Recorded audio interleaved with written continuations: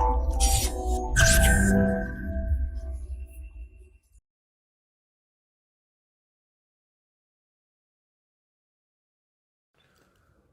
friends, this is Vijay. Welcome to ForumIAS Hindu Daily. In our today's news discussion, we are going to see the topics in the slide.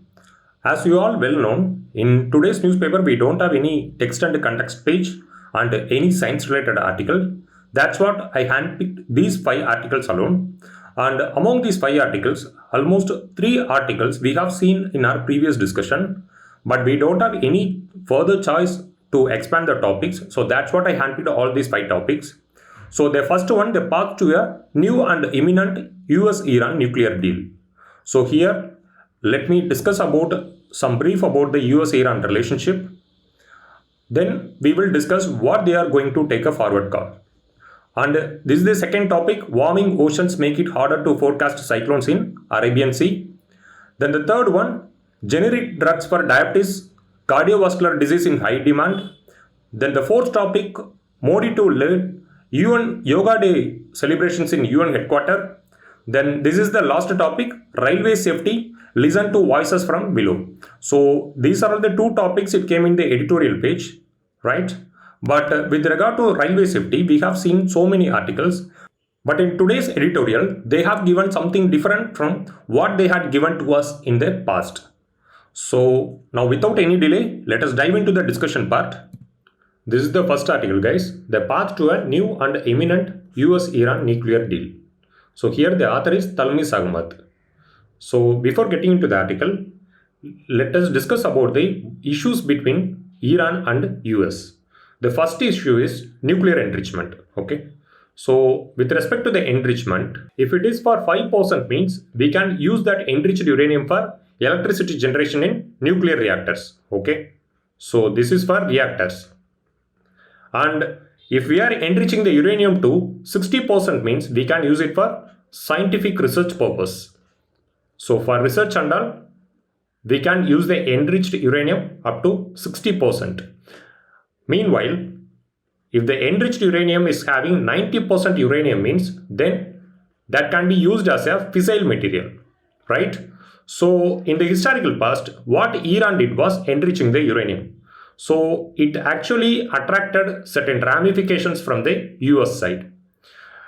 Also, in the Middle East landscape, Iran is here, Iran is locating here, right? And here is the Yemen, and here is the Syria, then Israel. So in these regions, there were several conflicts have been going on since 2010.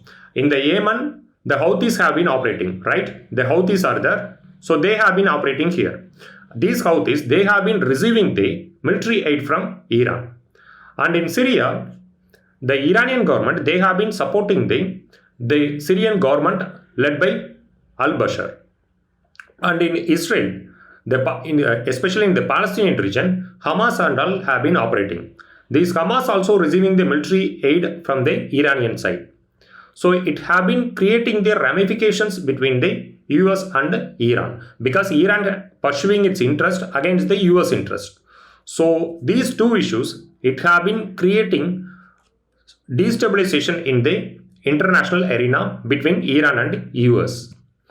Here guys, the author have been discussing that these 2 countries, they are going to enter a new arrangement. So it will be an informal arrangement, right? So before that, they were having a JCPOA, Joint Comprehensive Plan of Action. It came into the enforcement during the Barack Obama era. So this is the JCPOA. So JCPOA, it was result of a prolonged negotiations from 2013 to 2015 between Iran, P5+1. Okay. So Iran on one side and P5+1 on the another side. P5 means permanent 5. China, France, Russia, UK, US. Plus the one country is Germany. So this is the P5+1 arrangement. And on behalf of the P5+1, the US and Iran, they entered into the JCPOA in the year of 2015. Under the deal, Iran agreed to significantly cut its stores of centrifuges. What is meant by centrifuges? These centrifuges are all used by Iran to enrich the uranium. So according to the JCPOA, Iran will be cutting off the the usage of centrifuges, and the generation of heavy water. Then Iran also agreed to implement a protocol that would allow inspectors from the IAEA to access its nuclear sites to ensure Iran would not be able to develop nuclear weapons in secret. So, under the purview of IAEA, the Iran will be operating its nuclear technology. So, this is what it was agreed by Iran. While the West agreed to lift sanctions related to Iran's nuclear proliferation, other sanctions related to the abuses of human rights and Iran's ballistic missile program remained in peace. So, under the CAATSA Act, countering the American adversaries through the Sanctions Act, so US had started imposing several sanctions on Iran and its trade partners. So, on several issues, US had imposed sanctions. One is under the nuclear proliferation. So, according to the JCPOA, the sanctions what imposed by US and Western powers with regard to the Iran's nuclear proliferation will be lifted. But the sanctions which are imposed for the human rights abuse and the Iran's ballistic missile program will be in operation. So this is what agreed under the JCPOA. But after Donald Trump came to power, he unilaterally withdrawn from the JCPOA, right? Now the Biden government, they want to enter into the informal arrangement. What are the reasons behind the Biden's interest in informal arrangement? The first one, they couldn't able to initiate any new deal because they need to get the approval from the Congress. In the Congress, they will attract the wrath of republics. So that's what they are coming for the informal arrangement. Under the informal arrangement, there is no need to require any approval from the Congress. So that's first point. Then arriving the deal as like JCPOA will take years and years. But US want temporary fix. Iran also want temporary fix. So that's what they are entering into the informal arrangement. What they agreed under the arrangement? From the US side, they will be pledged to avoid new harsh sanctions on Iran. So they won't be imposing any new harsh sanctions and they won't seize the oil tankers in the Gulf waters. In the historical past, the US had attacked the Iran's oil tankers in the Gulf waters. We all well know the Iran's economy is depending upon the oil resources. So with the help of oil tankers, they are supplying the oil to its customers. So from now onwards, US, it won't attack any oil tankers belong to Iran in the Gulf waters. Then it won't pursue any anti-Iran resolutions in the United Nations. Then it is expected that US will defreeze Iran's bank account of 80 billion in various banks outside the country, and it will immediately allow the release of 7 billion in South Korea and 2.7 billion in Iraq. So these are all the way forward from the US side. From the Iran side, they will curtail the enrichment only at 60%. They won't do any 90% uranium enrichment. So this is the first point. Then it will not attack US military contractors in Syria and Iraq. Who are the US military contractors, guys? These military contractors are nothing but a hired gunmen. So these hired gunmen, they are fighting on behalf of US in Syria and in Iraq. Then Iran will improve cooperation with the IAEA inspectors, right? So under the JCPOA also, they agreed to cooperate with the IAEA inspectors. Under the new arrangement also, they are coming up to agree with the IAEA. Then Iran, it won't provide any ballistic missiles to Russia. So this is the requirement what US want, because in the ongoing Russian-Ukraine crisis, it is expected that Iran will be providing ballistic missiles to Russia. So it made US to worry. So under the new arrangement, Iran committed it won't provide any ballistic missile logistics to Russia. Then Iran will also release the 3 US citizens in its custody, right? So these are all the way forward call from the Iran side.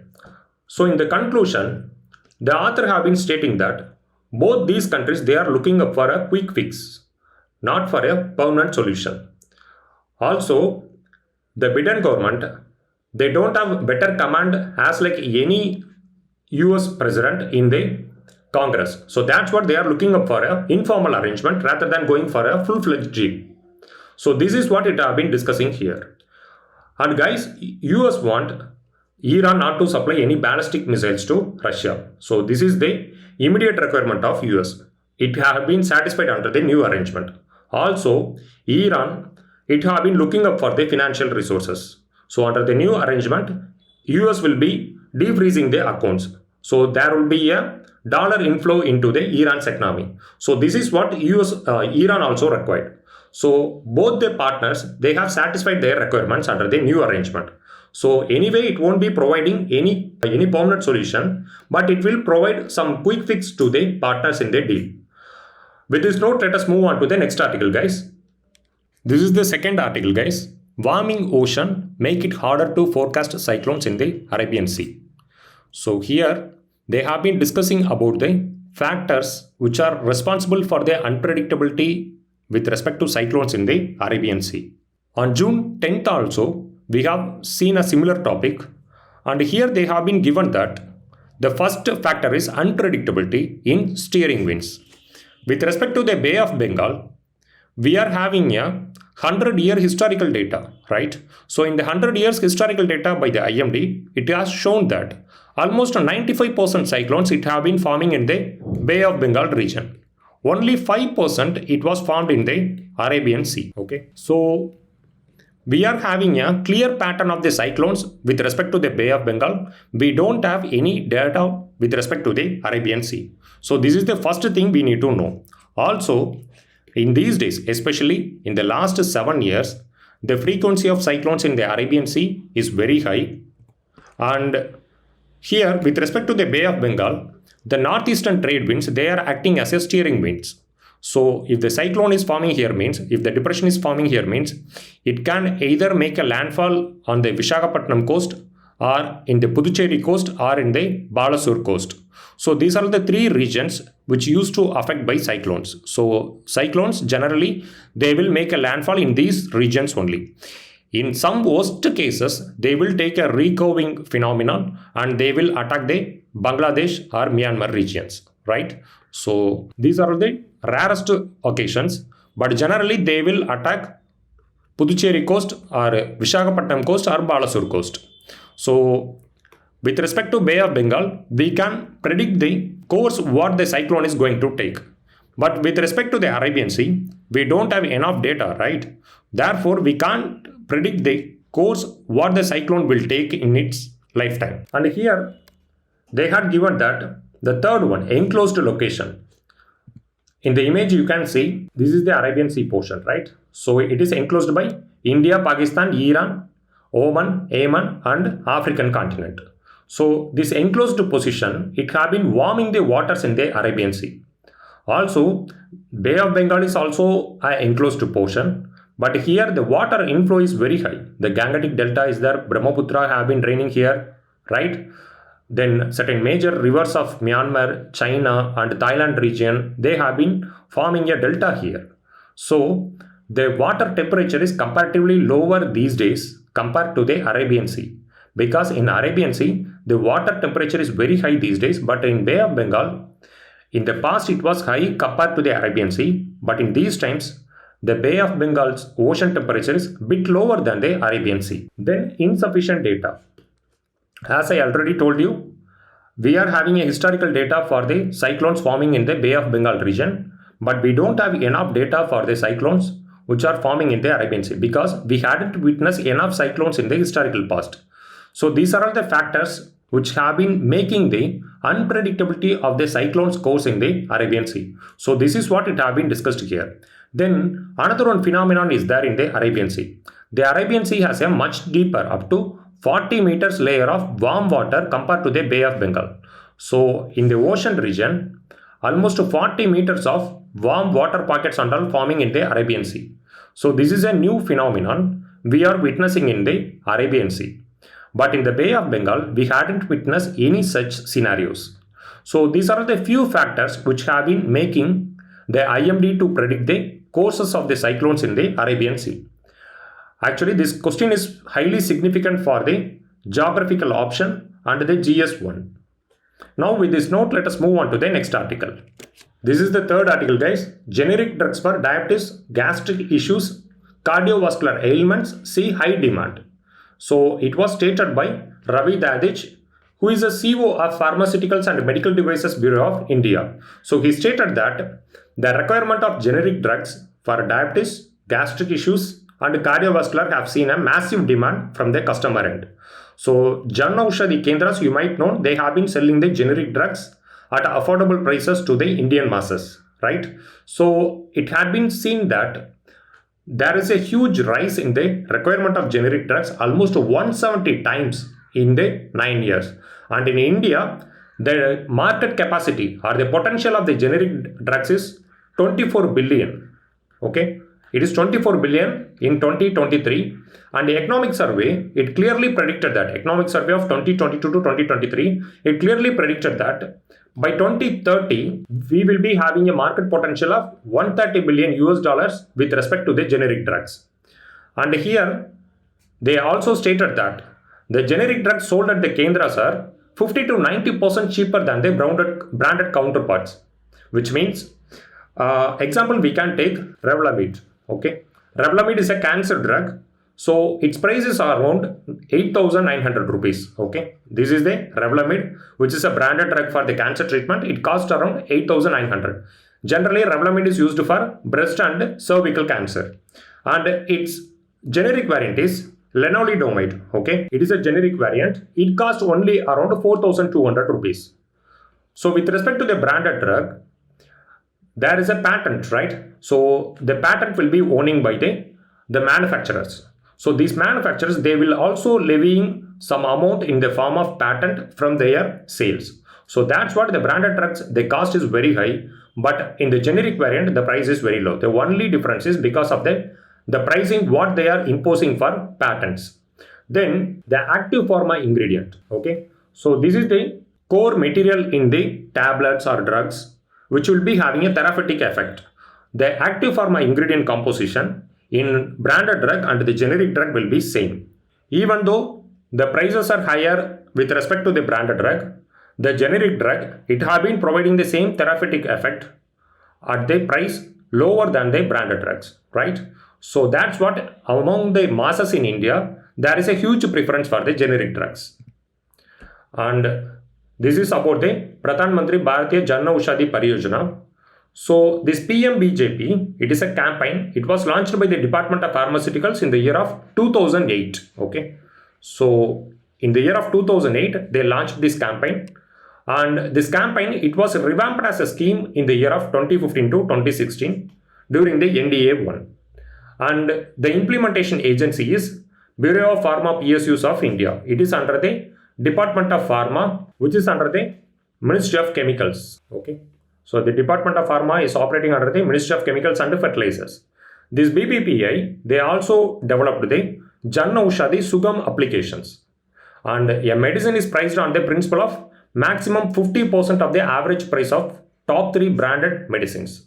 So for each and every disease, there will be some branded medicines, and the generic drugs, they will be priced at the average of top 3 medicines. Okay, so in the Revlimid case, we have seen that Revlimid, it have been pricing around 8,900, whereas the lenalidomide, it have been costing around 4,200. So almost half of the price the generic drug is having, right? So this is what it have been described here. Now with respect to the challenges, the first challenge is illegitimate drugs have been a challenging issue for India over a quite period of time. So numerous substandard drugs have been entering the market through the illegal platforms, right? So that's the first challenge. Then drug control procedures in India suffer from the lack of fund, resources and manpower, hence makes the matters worse. Whereas in US, they are having a clear protocol for the sale of the generic drugs, and they are allocating massive funding for the laboratory testing of the generic drugs. So they don't have any issue. In the year of 2018, CDSCO, Central Drug Standard Control Organization, they actually made a survey among the sales of generic drugs. They found that around 4.5% generic drugs, what it have been selling in India is a substandard quality. So you can quote this data in the answer. Thirdly, another issue is with counterfeit medicine sellers who operate at the retail level and procure the substandard medicines from the dubious suppliers. So in the ground level, especially we can take in a village level, the pharmaceutical suppliers, they can procure the substandard drugs from the dubious suppliers. So the API will be very low and the therapeutic effect and all will be very low in those medicines. That and all will be procured by the pharmaceutical agents and it will be supplied or sold to the customers. So this is also one of the major challenge. Then fourthly, many fraud chemist shops sell the counterfeit drugs illegally using the name of pharmaceutical company that remains complete unaware of the incident. In certain cases, the generic drug will be procured by the pharmacist and it will be named as a branded drug and it will be sold to the customers. It actually have been escalating the cost, what the health costs have been incurring by the patients, right? So this is the fourth challenge what we have been witnessing. Lastly, while fighting this issue is beyond the scope of pharma company, it is very important that it is stopped immediately since it ruins the reputation of the particular pharma company. Let's say some pharmacists, they have been procuring some drug and they have been using some branded company name. Once if they are nabbed by the monitoring agency means the reputation of the company will be affected, right? Then the market potential of the company, then the stake of the company, stake of the particular company and all will be affected. So this is what it has been described here. So some legitimate operators or some legitimate manufacturers and all have been disturbed by the practices what the pharmacists have been following in the ground level. So this is what it has been described in the last point. Now with this note, let us move on to the next article. Guys, this is the fourth article. Modi to lead Yoga Day celebrations at the UN headquarters. So June 21 have been commemorating as a International Yoga Day by the UN and other international communities. And in this year, the Modi is going to lead the Yoga Day celebrations at the UN headquarters. And with respect to yoga, the initiation of the yoga, it have been present in the Rig Veda, right? So the term is Yuj. Yuj means the connection between the mind and body. So this is the term, it had been found in the Rig Veda. Then in various Upanishads, then various schools of philosophy also have been stating about the yoga. So generally yogas, it will consist of multiple postures. So where the coordination between the mind and body will be required, right? So this is the basic of yoga. Then with respect to the international community, there are two variants of powers are there. One is soft power and another one is hard power, right? One is soft and another one is hard. Generally, the countries will be using the cultural traits as a tool in the soft power strategy. With respect to India, we are having various cuisines, right? Punjabi cuisines, then South Indian cuisines, North Indian cuisines, various cuisines are there. Then we are having several religions across the landscape, right? So these are all the tools can be used as a component in the soft power strategy. So in that soft power strategy, these days we are also using cricket, right? So cricket diplomacy we have been following. Then yoga, it is a new into the bucket. So yoga is also used as a tool in the soft power strategy by India. So with the help of the soft powers, we can influence our partner countries to enforce our interest, right? Then with respect to the Indian philosophical schools, there are two variants of schools are there. One is orthodox and another one is heterodox. So Charvaka is a heterodox, then Mahavir's Jaina Darshana is a heterodox, then Bauddha Darshana is a heterodox. So these three are heterodox schools. And here Samkhya, Yoga, Vaisheshika, Nyaya, Mimamsa, Vedanta. These 6 schools are orthodox schools, right? So the philosophers for each and every school had been given here. It is a schema which had given in the NCRT. So I just made a screenshot. So Brihaspati, he initiated the Charvakas. Then Jaina was initiated by the Mahavir. So he is a renowned Tirthankar. He is a 24th Tirthankar. So before Mahavir also some 23 Tirthankars were there.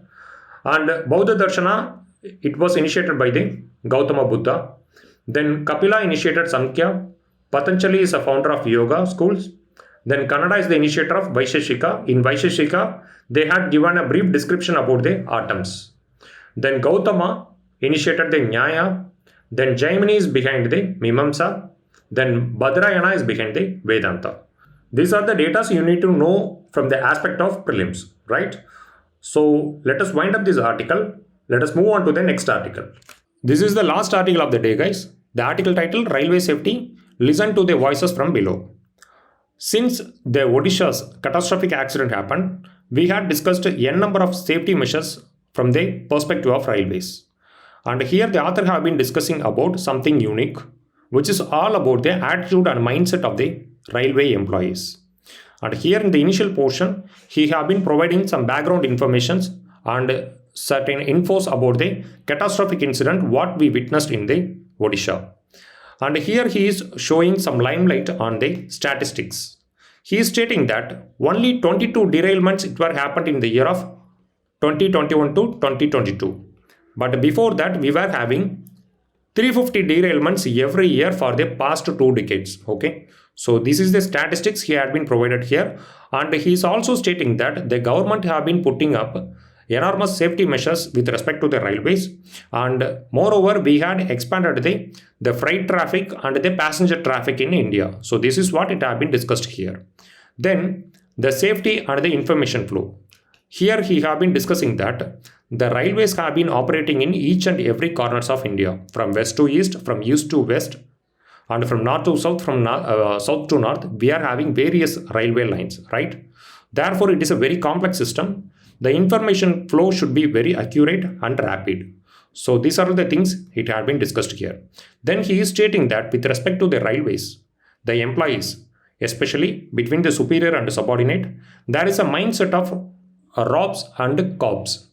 So superiors, they are seeing their subordinates as a robbers, and they are actually showing trust deficit upon them. They are not relying upon the work what the subordinate is doing.